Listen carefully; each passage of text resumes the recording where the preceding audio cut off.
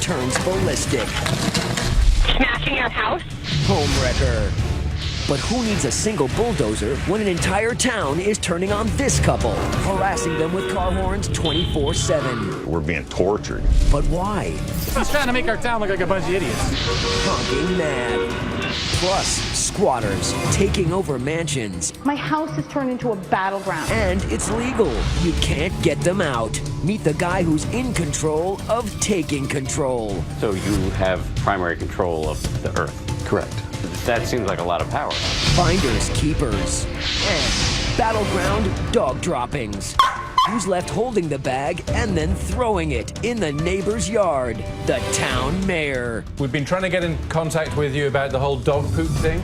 Poopgate. I gotta watch all of this. Tonight, do you have neighbors from hell?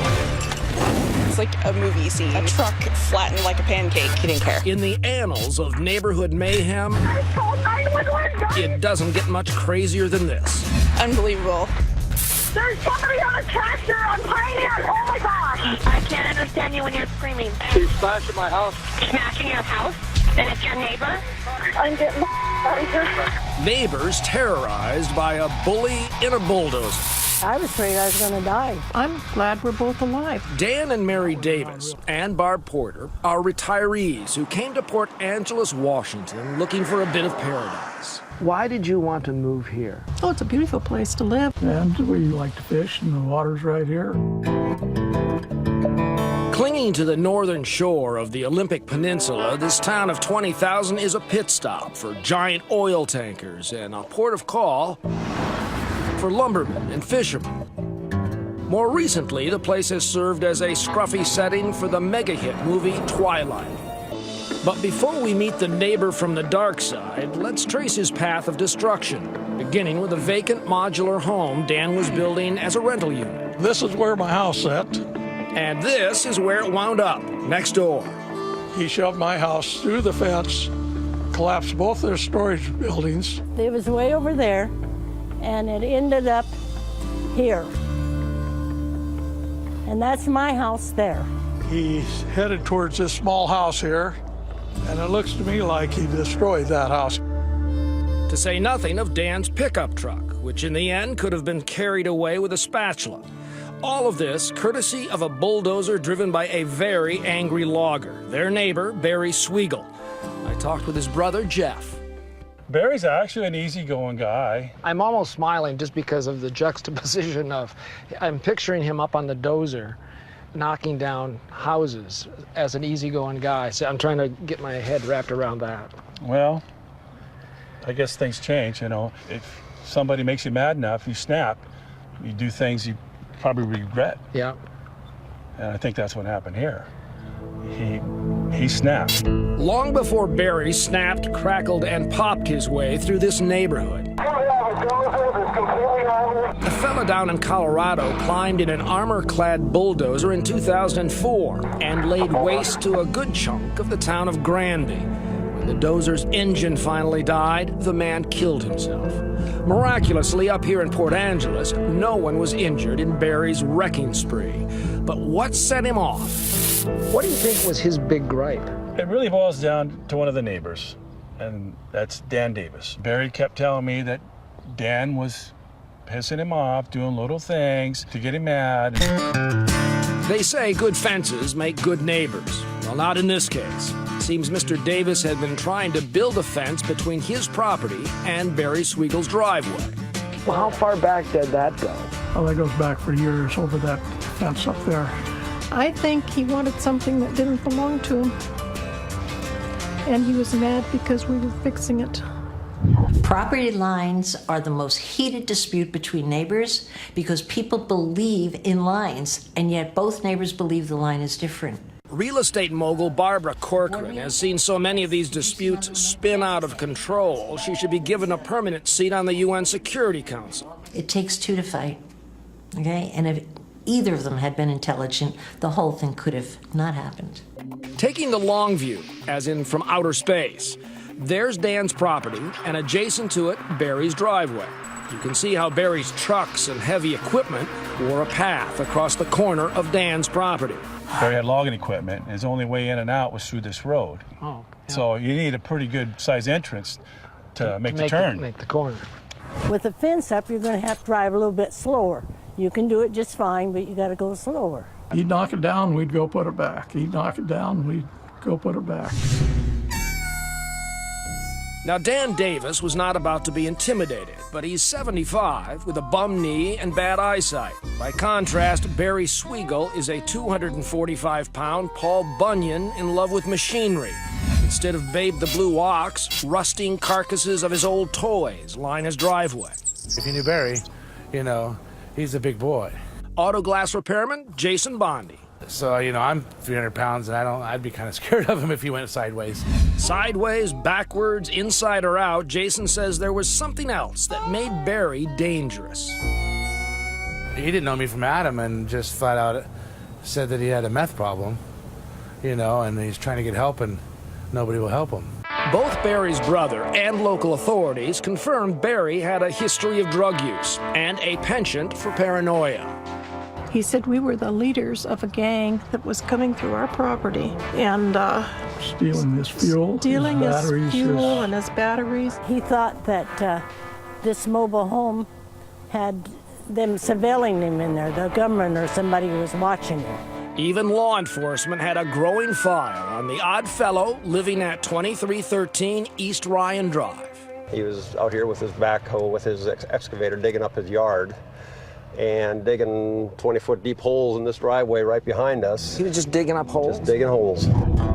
Barry's bizarre brew of anger, heavy machines, and paranoia finally came to a full boil on an otherwise beautiful morning last May, when he turned his attention back to his neighbor Dan and that fence of his. He was saying something I couldn't understand him, and he was just bouncing up and down, giving me the finger.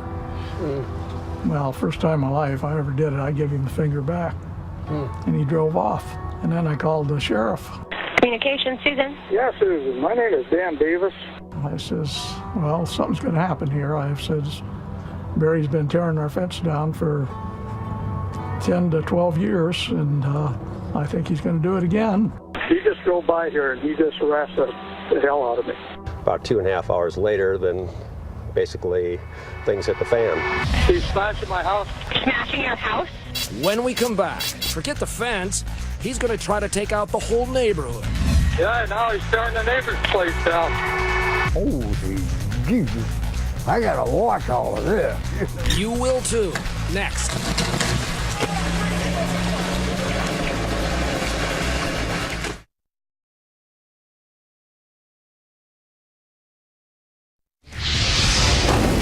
Neighbors from Hell continues.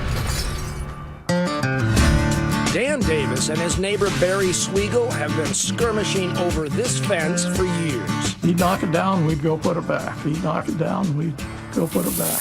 So like a run-up to a miniature war, Dan drew his red line in the sand, literally with spray paint, rightly guessing the squabble was about to turn nuclear.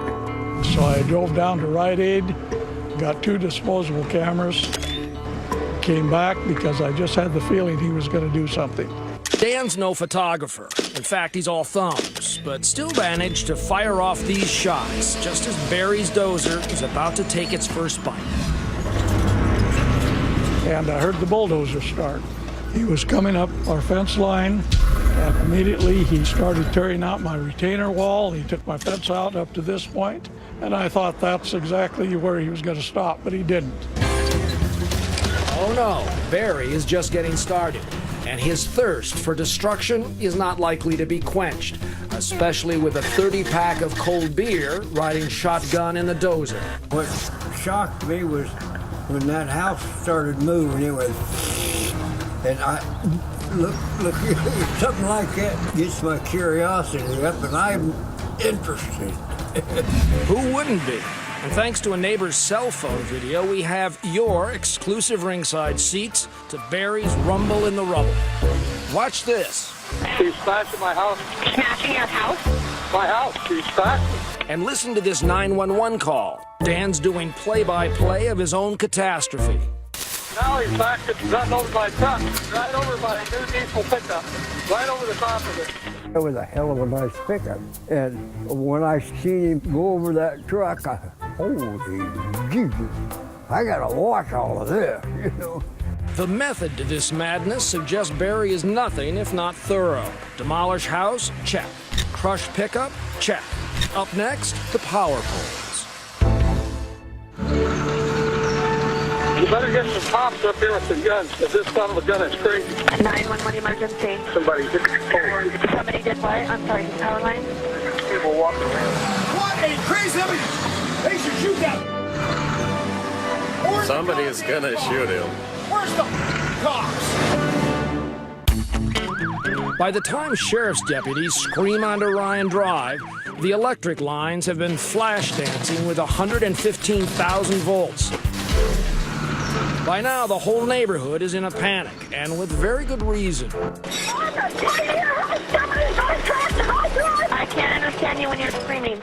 Like a crazed stormtrooper, Barry has suddenly changed targets, blasting through several backyards and fences on his way to demolishing 2 more neighborhood homes. Yeah, now he's tearing the neighbor's place down. After punching a hole in the side of the 3rd house, he takes aim at the main residence of Dan and Mary Davis, where Mary is napping, dozing as it were, on a sofa. I was inside, right behind this window almost. What once was a window. Yeah. And I kept hearing the noise louder and louder, but I was, about half asleep. And my dog was acting funny. Ernie had every right to feel a little peculiar. All hell's breaking loose out there.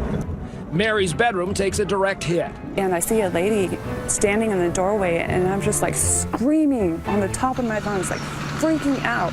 Get out of the house! Get out of the house! Next, Barry takes out Mary's office, then the living room where she'd been sleeping. On foot now, deputies Cartani and Backus race to catch up. We were ramped up. There's no 2 ways about it. And the information we're getting and yeah, what we're potentially dealing with. Screaming at us to shoot him. And did you have your guns up on him? I had my gun aimed at him, and I got his attention by waving my free hand. Yeah. He looked, and he immediately surrendered. Barry was booked on charges of malicious mischief, burglary, and assault with a bulldozer, which, by the way, sits in a chain-linked jail of its own, seized as evidence, but a tad too big for the sheriff's weapons lockup. I think this was my first ever bulldozer as a weapon of choice case. For more than a year, Mr. Sweigel shuffled between jail, court, and a psychiatric hospital. Finally, 3 months ago, he pled guilty to 7 counts of first-degree malicious mischief and 3 counts of reckless endangerment.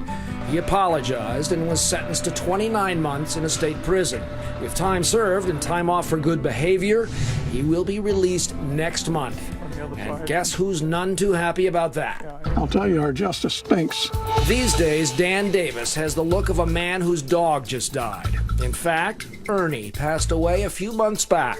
Mary is housebound with health problems. My wife is 76 years old. I'll be 76 in September. And here that butthead is getting his meals cooked, his beds made, his clothes washed. The bulldozed buildings have been replaced and the wreckage of last year removed, but the Davis home had to be rebuilt from the foundation up, and it's still not ready for them to move in. We feel that we've been incarcerated longer than that man has for the sentence that he got for the damage he done to us. I think the system's kind of screwy. I think he should be struggling, we should be sitting on the gravy train like he is. Still, a restraining order will keep Barry from returning to his home for at least 10 years. Most of the old equipment and antiques are gone, except for this logging skidder, a hulking reminder of what one angry man and a one big dozer can do. And it's quick and it's loud and it's noisy. And every time his brother started it up, it scared the crap out of me.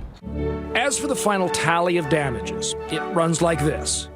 Pickup truck, $40,000. Tractor, $16,000. Boat, $8,000. Various homes and buildings, $300,000. Images of Barry's neighborhood block party, priceless. Next, There goes the neighborhood. Squatters. They're just defiant. Squatters taking over mansions for free. It's legal, and this guy is teaching them how. Are you saying that you have some sort of papal authority here in North America? In the globe. When Neighbors from Hell returns.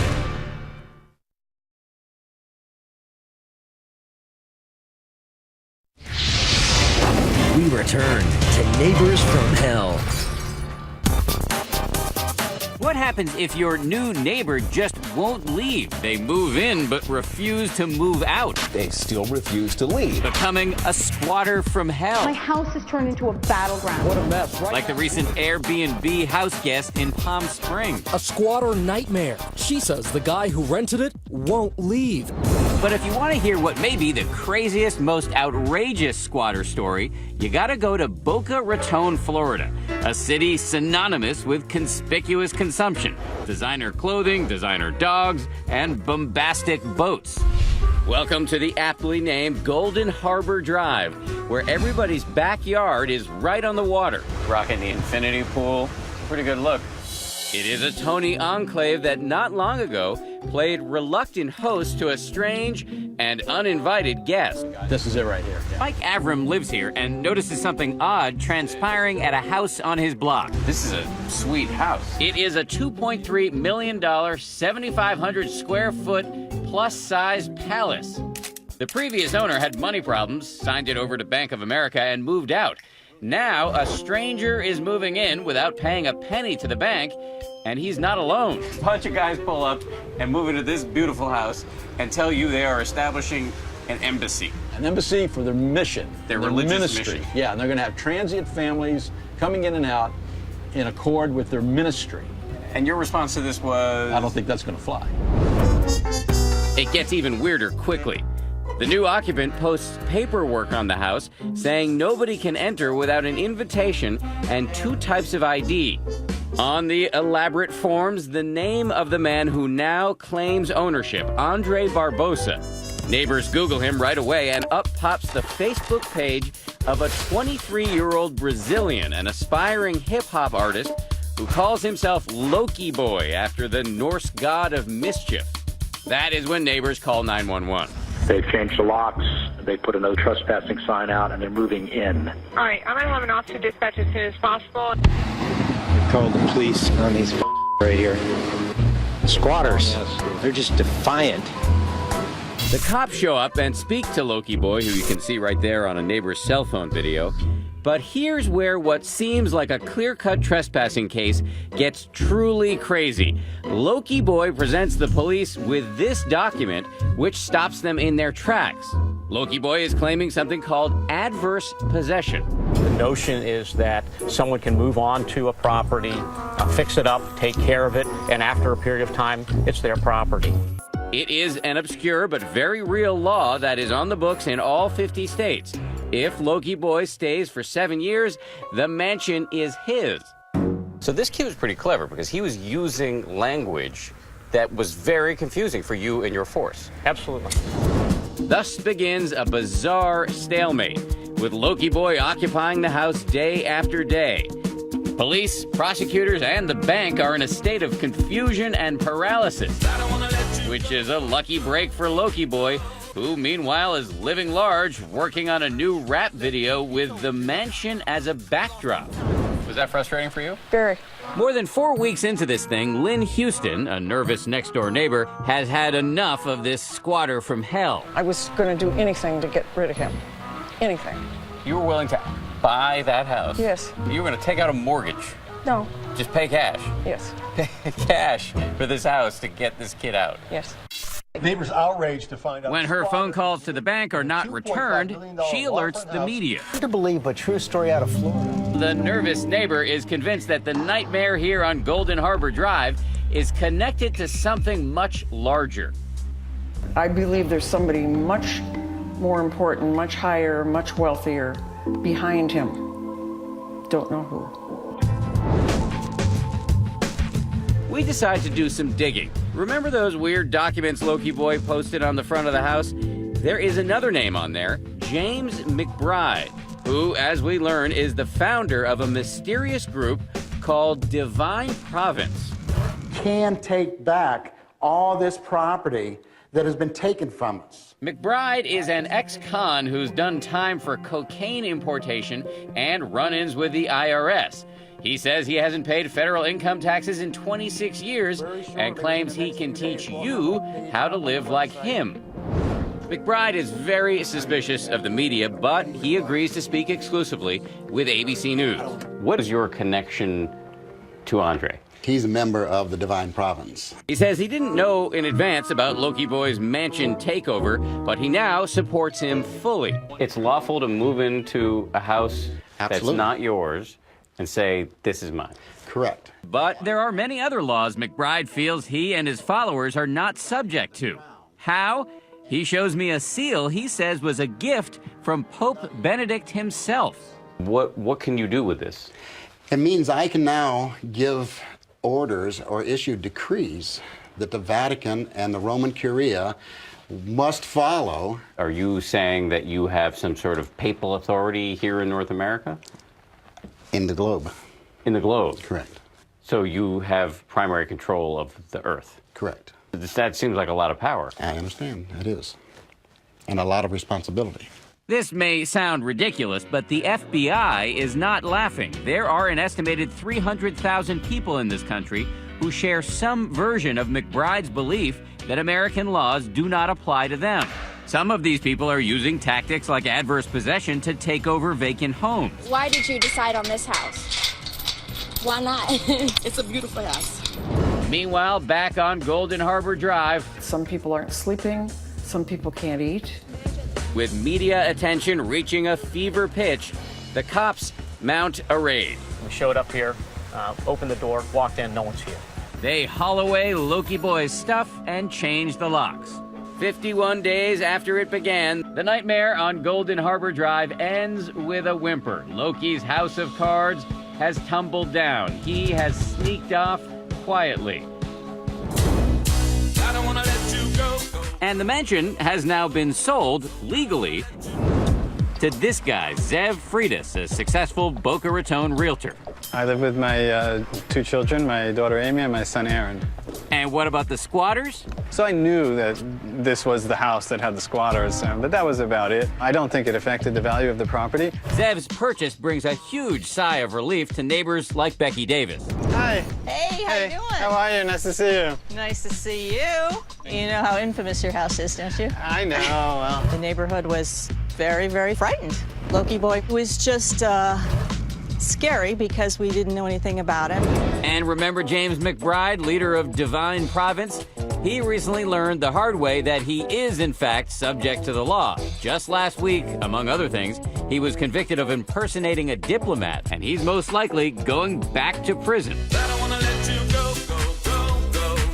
I think the whole neighborhood feels safer. If anything good has come out of this ordeal, the neighbors say it's that they've grown much closer. Here they are throwing a victory celebration over the eviction of the squatter from hell, complete with a surprise guest. Okay, Loki, come on out. A Loki Boy impersonator.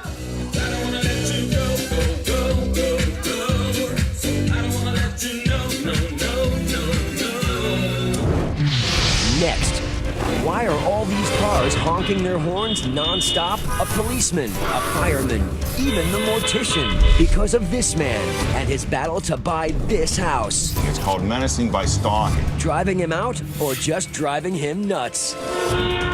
When Neighbors from Hell returns.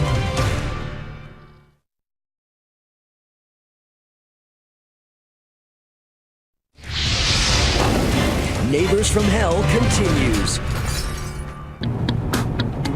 Of all the homes in Hubbard, Ohio, it might be the last one you'd expect folks to fight over. But this vacant house on East Liberty Street is the hottest property since good old Nehemiah Hubbard founded the town 200 years ago. Oh, what a fuss over a little fixer-upper. This all started in 2007 over a simple real estate deal, correct? Right. It was the property next door here. Meet Rick and Cindy Curlich, longtime Hubbard residents. They say all they wanted was to buy the property next door. The only problem? It wasn't for sale. These folks, John and Marlene Clementi, had inherited half the house. The other half was tied up in court. But Rick Kurlich tried to buy it anyway, even though it had been in the Clementi family for generations. I says, well, you're not getting my land. And I said, that's not right. It's my family since 1922. How could you do that? The Clement family called me up and they told me to take my bid off the table. And if I didn't take my bid off the table, we'd be bitter enemies for life. Rick never got the house, but he says he's still paying for what he did. As the town fire chief, Clementi had lots of friends, and suddenly Rick and Cindy say it seemed like every single one of them was driving by honking the horn, and it wasn't to say hello.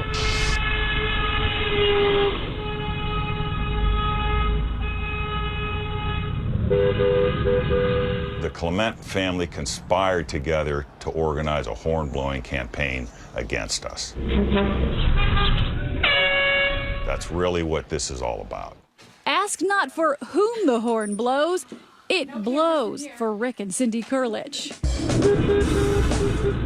In the beginning, it was 100 times a day. 100 times a day. 100.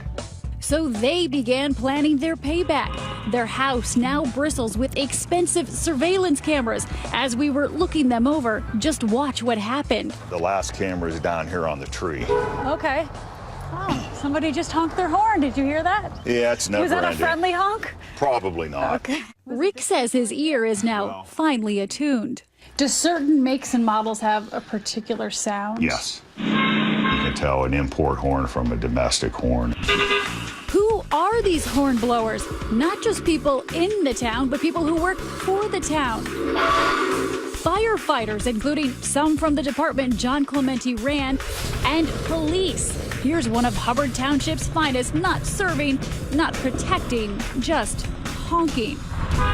It's enough to wake the dead. This hearse caught 10 times. And would you look at this? The horn on the bus goes.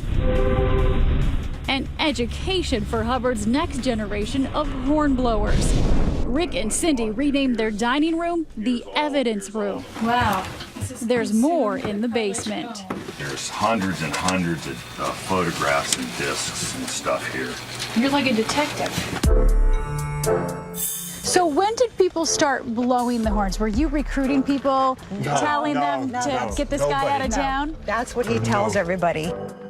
John says he can explain everything. His son's girlfriend and some of her friends would occasionally blow the horn, but he says that was just their way of saying goodbye. When they would leave the house, the girls would toot the horn just to let them know they're leaving. A little toot? Yeah, Rick says, like this car leaving the Clementi's driveway at 4 in the morning. Does the city of Hubbard have a horn blowing epidemic? An epidemic? No. We do have a problem in one particular area. We patrolled around town with the police chief, Jim Tafe. At some point, people began blowing horns, but it became clear at another point that on occasion it was used to harass the person that lived there. Kurlich began taking horn blowers to court. He says he got orders of protection against more than a dozen people, and he didn't stop there. He started suing. Somebody beeps, Rick sues. Beep, sue. At the Trumbull County Courthouse, the legal paperwork is piling up. Rick is now suing no fewer than 40 alleged hornblowers, including the Clementis. This isn't my job, and I don't want to do this, and I'm sad that I have to. Kurlich versus everybody. It seems like the town of Hubbard is against the Kurliches, and everybody's in on it now. Why wouldn't you be against him? If you beep your horn one time, he'll take you to court. Just a regular beep. Does the city of Hubbard want the Kurliches to leave? I believe so. Do you think you've made matters worse? We don't know how else to stop it. We knew it was a long shot, but we asked both sides if they would consider mediation. We would love it for it to stop, but how do you get everybody in Hubbard to come to a meeting and say stop? Now there's a thought, get everybody in Hubbard to come to a meeting. I don't know. Oh, Yeah, Rick, that's just what we're gonna do. It's the 2020 Barbecue Peace Summit. Yeah, all right. But will the warring parties or anyone else bother to show up? Find out when we come back.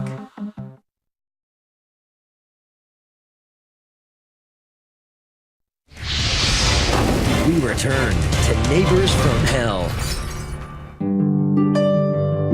Which is the real Hubbard, Ohio? The peaceful city that claims to be the official home of the nicest people? Or the horn-blowing bedlam captured on Rick and Cindy Kurlich's surveillance cameras? This is some stalking. Has it become a living hell for you? Yes. Oh, absolutely. Definitely. They say horn-blowing bullies are ruining their lives. How do you get out of the situation? We really don't know. Former Judge Billy Columbaro says she knows how it might be solved. Well, we're on our way to see Mr. Kurlich and Cindy. On a gray and rainy Friday, she came to Hubbard to try to mediate the noisy feud. The minivan diplomacy begins at the Kurliches.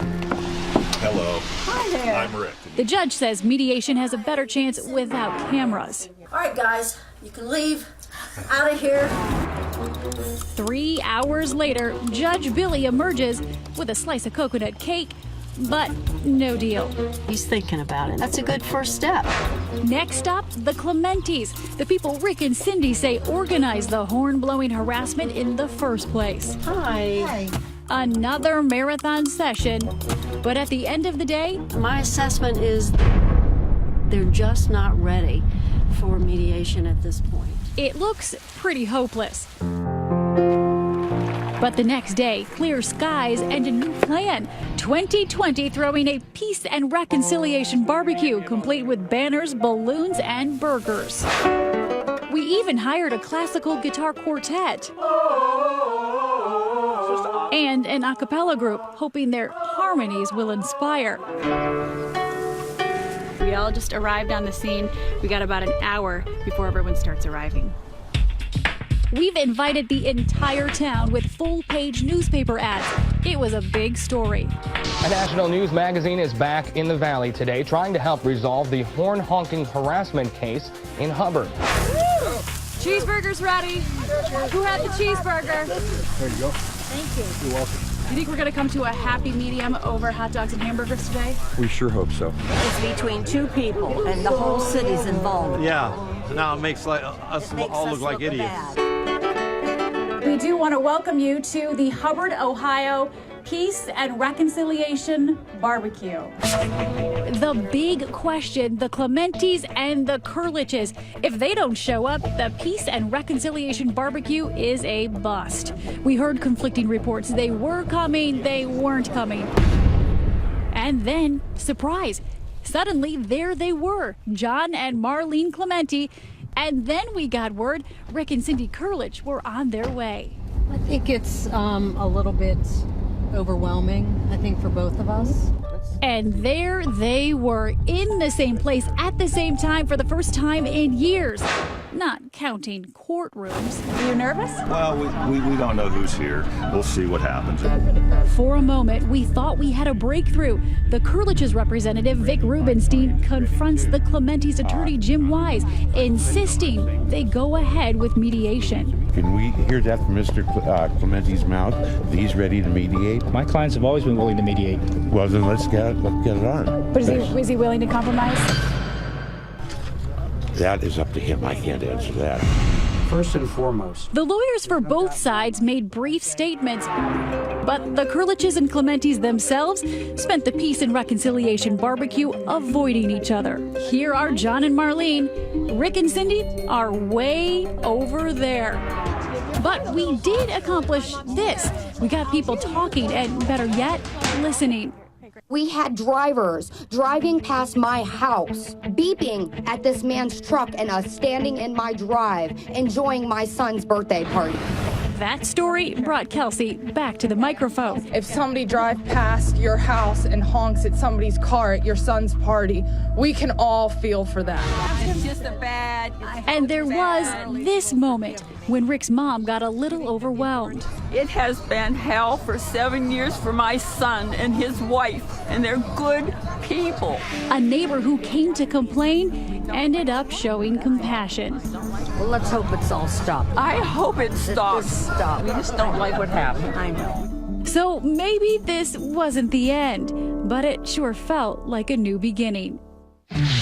Next, neighbors and their weapons of revenge, tossing dog poop. I can go chuck some poo. And getting back at noisemakers with noise of their own. I don't know if this is going to help any, but it's going to at least make me feel better.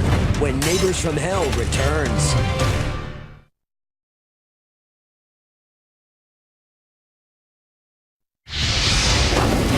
Neighbors from Hell continues. Neighbors. You can't choose them, and judging by a quick trawl of YouTube, there are a whole lot of neighbors from hell out there.